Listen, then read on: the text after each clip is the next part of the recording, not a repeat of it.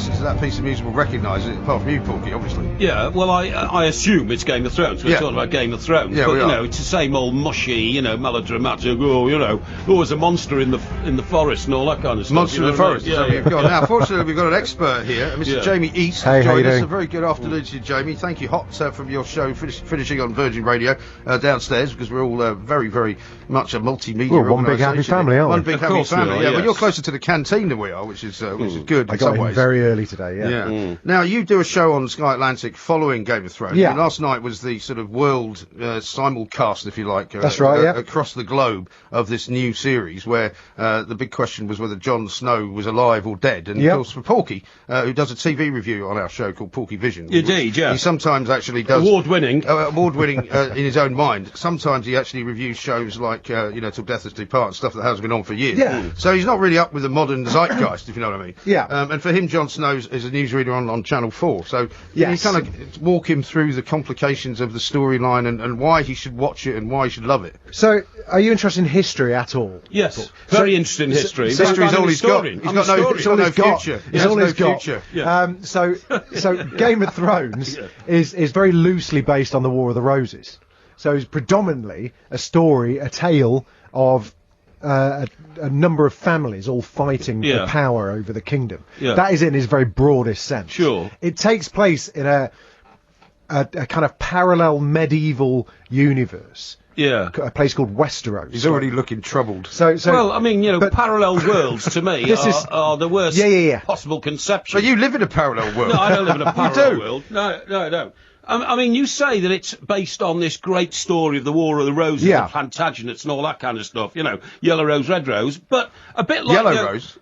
White rose, red rose. Where were the yellow roses? But that was Texas, so just shut up for a minute. Okay. But a bit like the old Mad Max films and all that, Yeah. they combine what's happened in the past with what is going to happen in the future and try Correct. and bring it all together. Yeah. And then, to twist it all into a complete load of mush and mess, they invent like mythical, horrible animals that come flying around, gobbling up people. Are you and all this referring to kind the of stuff. White? Are you referring to the White Walkers, Paul? Well, I mean, for instance, somebody... What did you see then? Which animal did you see? It's like a big bird that flies around bird. breathing fire. It's That's like a a flying dragon. dragon. That's a flying dragon, yeah. I mean, do you know that they made a Robin Hood version of Game of Thrones where they've got monsters in that flying around Sherwood Forest? Okay. Are you sure? That's the bad influence. Well, this that thing wasn't has the Mel had. Gibson one. And by the way, what Mel you say? Gibson's one didn't have any dragons in it. No, that was Mad Max. That was different. Mad Max was... There were no dragons in that either. There were no dragons in that, but don't confuse me. Another reason why I don't like it is because the minute I saw Jon Snow Yeah. and saw all the Was tweets he wearing with red that, socks? Well, funny you should say that. I honestly thought it was Jon Snow, know you the did. newsreader, and Yeah. I thought, well, if he likes You started it... writing an obit. No, if he likes it, I don't like it, because I don't like Jon Snow, because Okay. Jon Snow doesn't like me, because we fell out in America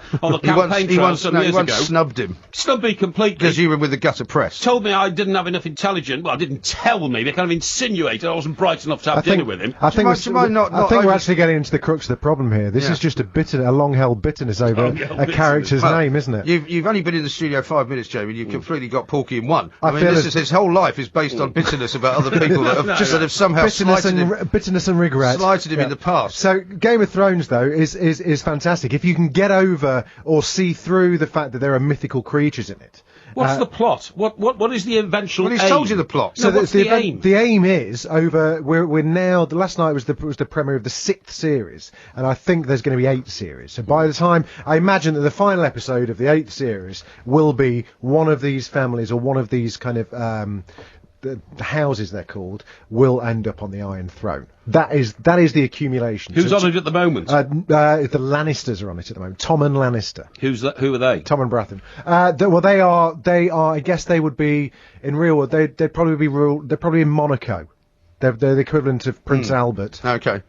Kind of. Says Caroline. So they want democracy, do they? No, they don't want democracy. What makes they you want think Prince communism. Albert wants democracy? No. What's I mean, that got to do with Prince Albert? no, the two families fighting for the throne. There is no democracy anywhere in Westeros. Oh, it's all like It's all kind of. who can kill more of the Correct, others. Is that what correct. it's, I quite like that. My I think arm that's is quite bigger than yours. I think that's Yeah. quite a good standard to measure life Yeah.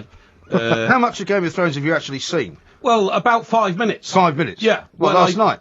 No, I didn't watch it last night. Oh, okay. No. The last one I tried to watch, it was about 5 or 6 or 7 minutes. There was a very beautiful-looking girl, in a sort of medieval-type robe. Yeah. Okay. Did that robe fall off by any chance? It didn't actually. Well, okay, I was that's a watching it. rarity. I should have watched it for longer. Well, should have done. And she looked like Queen Guinevere on the edge of a lake. Queen who? Guinevere. Oh, you're talking about Daenerys Targaryen.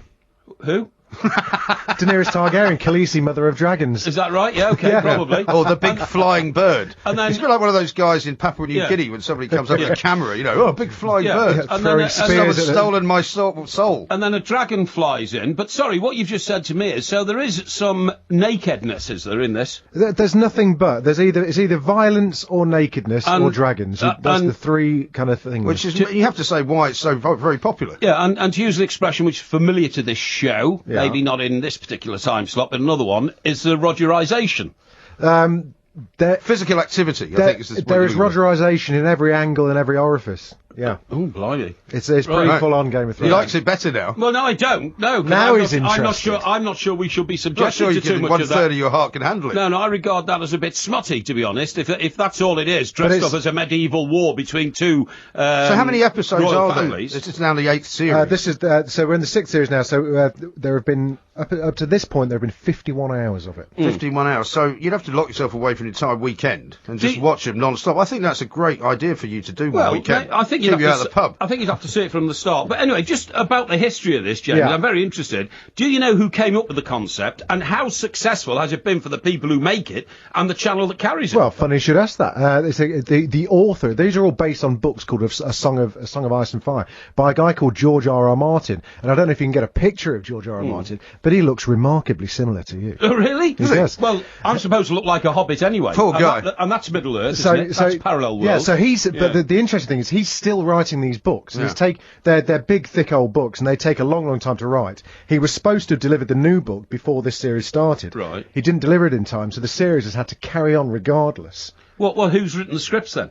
So there are two guys called David Benioff and another fellow whose name's forgotten, who create the series for HBO, and so they've done it with his blessing and in collaboration with him, where he has given them slight end points of. I've just been shown a picture of George R. Martin. I'm He does bang on, look right? remarkably like you. It does. We'll have to tweet that one out. Looks just like you. Could be your long-lost brother. Hang on, that's a fat, ugly, four-eyed, bearded loser, Exactly. in my view. But he wrote Bingo. Game of Thrones. That's Snap. hashtag awkward.